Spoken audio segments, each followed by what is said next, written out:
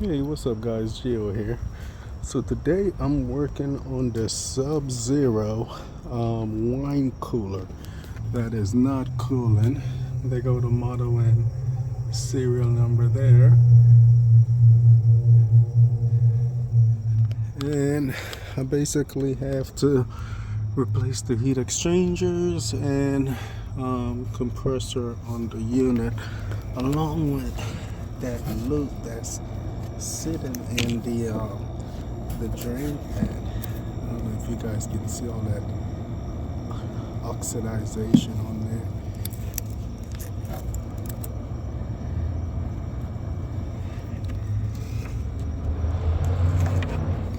Comments don't look too bad. But I have to replace, see how the copper looking going into the evaporator coil. I gotta replace the heat exchanger as well. It comes with the evaporator assembly. I like that here on my hand. You can see how the copper just deteriorates when it's covered in foam.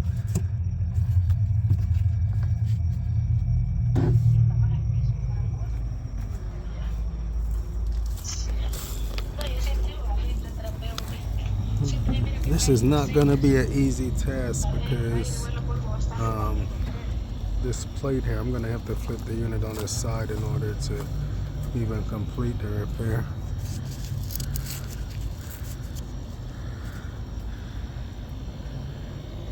Hopefully the drain pan is not leaking. We'll figure it out.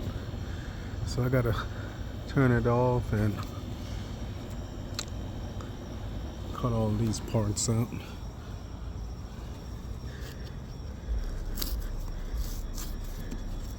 Alright, stay tuned. Alright, so I start cutting the evaporators out, and usually I like to just cut it out down here so I can, just hang on to the existing one, so I can just make it the same way. This is the one in the lower cabinet, and I'm just gonna cut it down here. There's no refrigerant in the system. This is one of the side cutters, I'll call it. That's out. That's out. Get under here and unscrew this.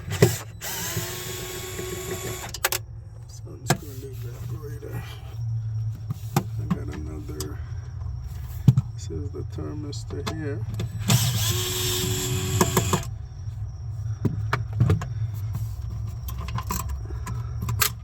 And those all screws.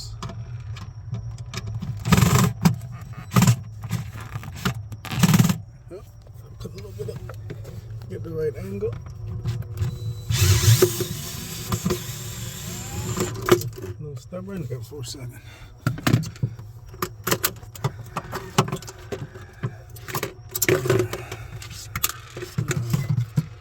Get that other coil out of there.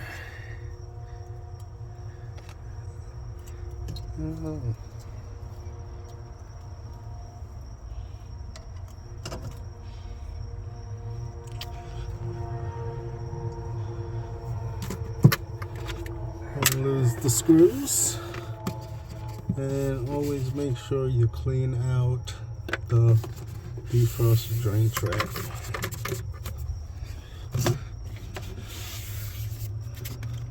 Always try to make sure that's clean when I'm done.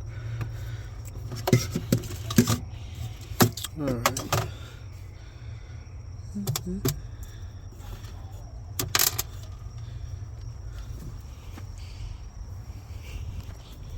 Then you can come and should be able to just pull it out of here.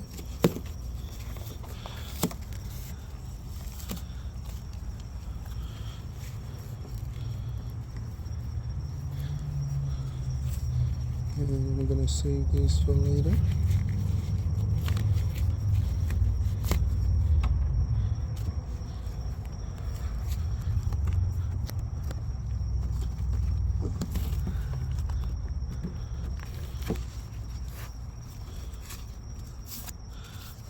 Let's look at the condition of the heat exchanger. Look at all that. So sometimes you would just go and change out the evaporator or condenser, or you replace a section like the section that's sitting in the drain pan there, and neglect to change the heat exchanger here, and eventually, because it's sitting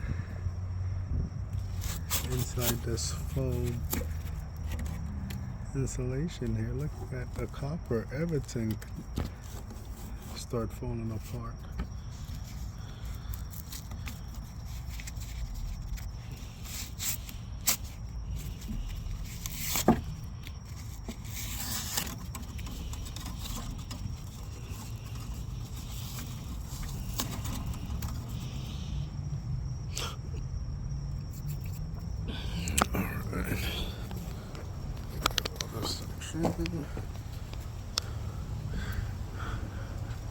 Let me get to unboxing. Alright, so you got the evaporator coil assembly here. This is how it comes in the box. Bolt is the same for both sections, and you could see how you have to, they call shim the unit in order to work on the other components below. So this is going to be a lot of fun. Make sure you seal back around the opening.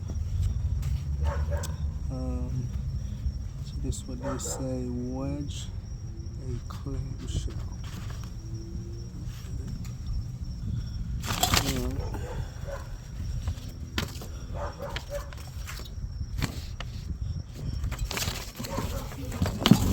So this is what it looks like, and this is what I have to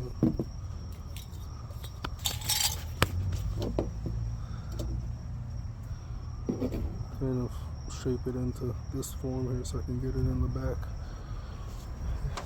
Alright, so I'm going to get it in and see what it looks like after.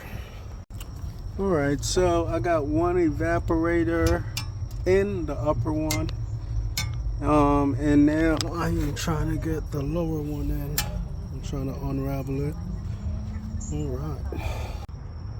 Alright, so I got the front of the door all taped up. Just want to prevent any scratches or anything.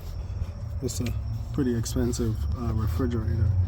And you could see, well, wine cooler, that I got the new evap coil in. I still have to put, the sealing around here. Got the wires all connected. Lower cabinet, same thing as well. Still have to, what's that over here? Get that out of there. Y'all didn't see that. Thought I cleaned it up. Alright, so yeah. You can see where the old one looked like it was kind of leaking and sitting down the back wall here. And as I say, always make sure this little drain pan here is clean on both of the units. I'm gonna make sure before I put the panel back on, which is very important. You don't want to be having to come back because you forgot to clean out the drain pan area. So looking in the back here, I've been looking at it a little bit. So this here is for the lower cabinet. This is the upper cabinet that I cut out. And just looking under here, I know they say put a piece of 4-inch block there to shim the side, but looking at all that deteriorated copper and everything that I have to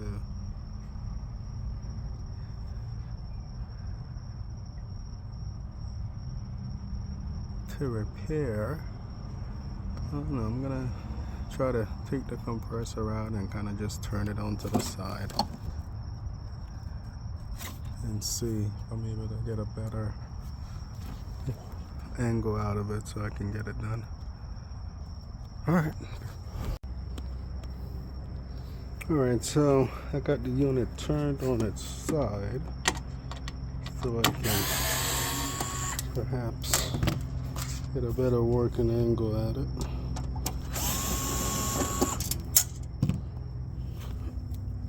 Working outside.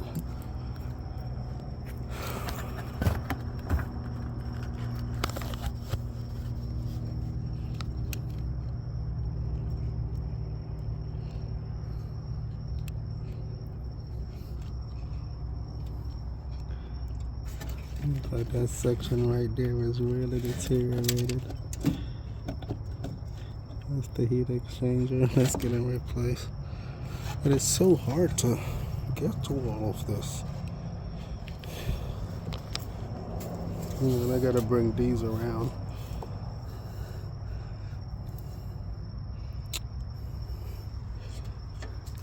Gotta replace all of these. Alright, let me see how to get better access here. Alright, so you guys can see how I have the compressor.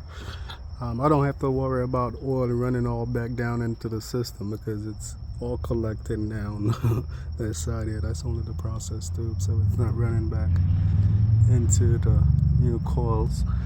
I'm gonna solder this out and get that weight out of there. That way I can try to gain better access. Hopefully I can just try to pull this whole bottom panel off and be able to better work with all of that stuff in there and make it nice and pretty. Alright, be back. Alright, so I'm still working on this wine cooler. I done got the panel here open up, that way I can better access the component. I got the compressor removed. You could see here. This is the two-way valve because it has no home position. This is the heat exchanger here. And get this repaired. And one thing you could see here with the drain pan, because this pipe here, which is the condensed loop that sits into the pan to help the water evaporate, it was pressing against the corner here in the pan that caused the pan to crack because the pressure over time plus the heat.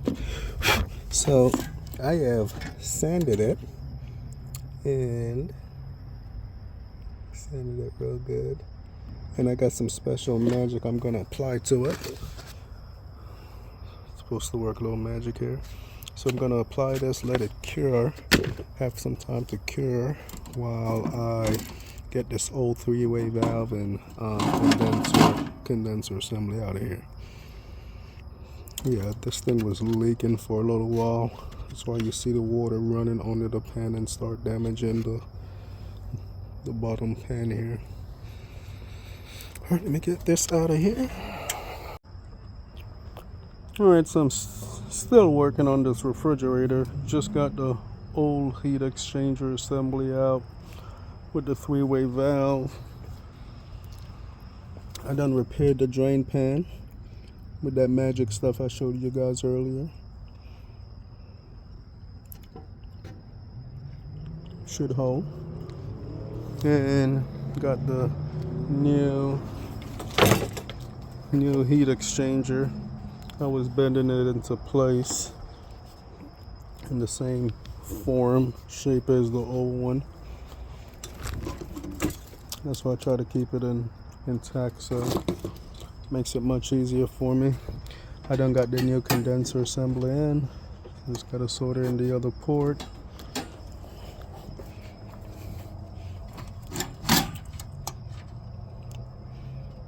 Almost there. It is now 10 o'clock. My goodness, time flies. I've been working on this thing for a few hours already. Alright, let me get back to it. Alright, so just a quick update. I got this sealant here. It's all hard, real hard, rock solid. So I don't think that drain pan is going to leak anymore. So thumbs up for that. Hit that thumbs up button. And I got the condenser partially in. I just resoldered back this tin. Gave me a little hard time because the old copper from the whole heat exchanger kind of broken off in here, so I had to figure out a way to kind of get the new heat exchanger and reuse this T. I just kind of really polished it up because it was rusting, but it's still in very good condition. You know, those fitting parts, they make it much thicker than the actual copper itself. So I got everything back nice, neat, same shape, so I can put the same supporting straps back exactly where it was. Just getting ready to try to flip this back over here shortly. Got to put the three-way valve back in the dryer filter, get that all finished tied in. Alright, tie these up real nice. But this refrigerator is a lot of work. Alright, almost there. Alright, so just giving an update.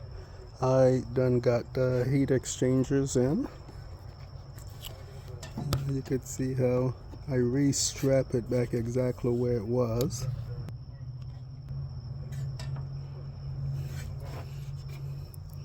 And I fixed the drain pan. That looks real nice, nice and solid. New dryer filter assembly. New three-way valve assembly. All the connection looks pretty good. Doesn't look like I'll have any issue, any leak or restriction, hopefully. And I'm getting ready to close this back panel back up so I can install a new compressor assembly. Try to get this strapped up. Alright, stay tuned. Alright, so I got the unit back up. I finished everything underneath it. I just bolted the compressor back in, so now I have to put the process tube, connect the discharge and the return on the system here. Alright,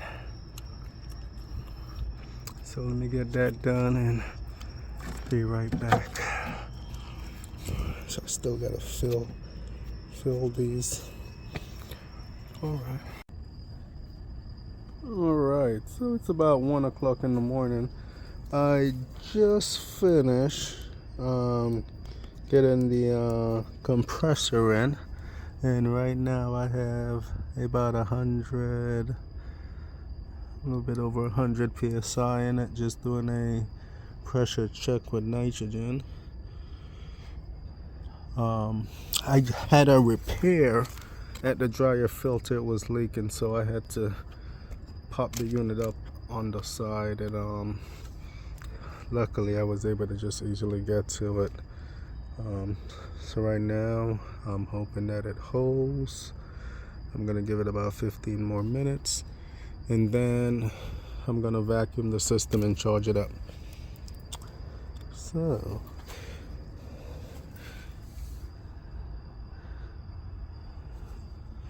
let's hope everything goes as planned. Alright, so I had charged the system up and wondering why the evaporator coil up top is not getting cold. And it turns out I had misinterpreted the instructions. I had done thought this was the lower port for the new seat, you know, the new style valve, because they change it, but it turns out it's actually this one in the lower port. I connect the lower port to the upper port side. So I'm gonna have to this time I'm just gonna tilt it to the side and try to see if I'm able to just switch the caliper tubes and charge it back up. Hopefully that gets it going. Alright, so just wrapping up this wine cooler. You could see right now the three-way valve is on and the lower evaporator assembly is on. You could see the caliper tube over there getting nice and icy in the corner. And upper unit was just on. Evaporator coil is still nice and icy. Fan just cut off and switched to the lower section. I have it set right now upper 55, lower 55. I'm gonna see it gets to temperature and then hold it. Then I lowered some more just to make sure that everything's working properly. Alright. And that looks.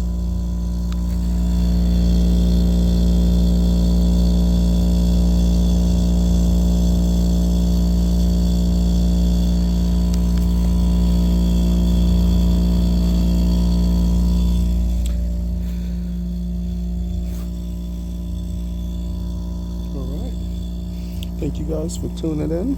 Hit up that like, share, subscribe button. Geo out.